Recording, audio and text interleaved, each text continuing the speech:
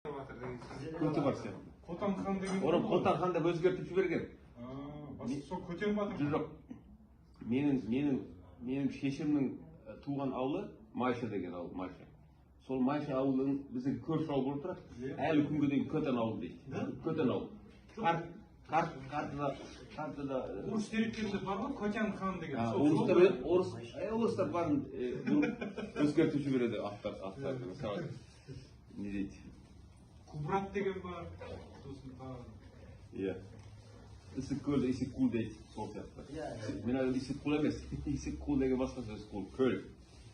Сол сияқты. Оны Көтенді Көтен деп өзгертіп жіберді. Көтен. Мына. Мысалы, сіздер жүзінде ауыл дей ма? Жоқ, бізде ауыл деп айтайды. Бірақ Көтен.